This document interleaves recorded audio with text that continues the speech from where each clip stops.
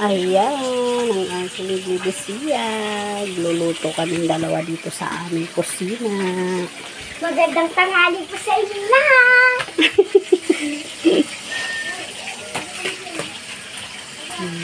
Anong ulam natin? Isda.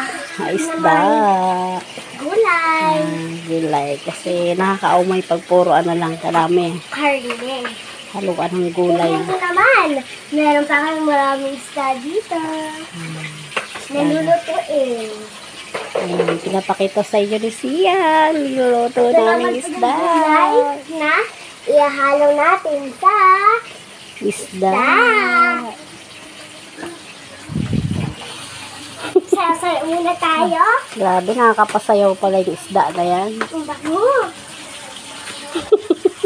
Taritigan ko. Nalamitan ko. Ang gusto ko matara pagdilat ko. Nalasing. Gagawin.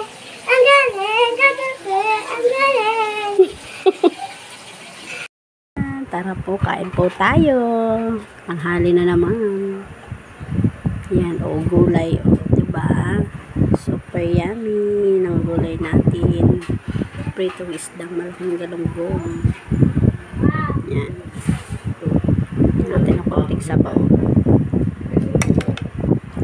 Tsaka isda prito. Yan ang aming pananghalian today.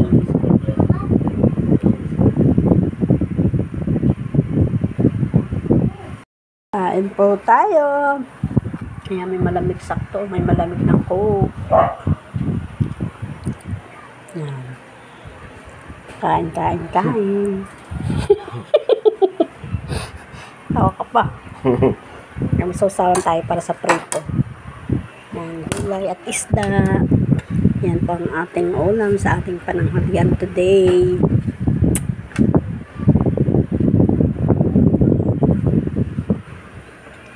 Anong sabaw-sabaw. Then gulay.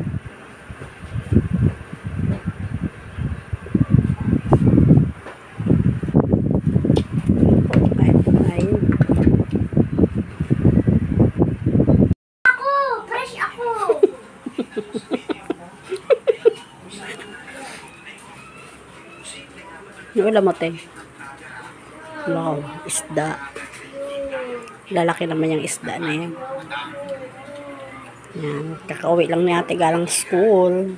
Yan, kain siya tanghalian. Sabi mo pa yung cellphone mo dyan. Yan. Naala siya kasi babalik sa school.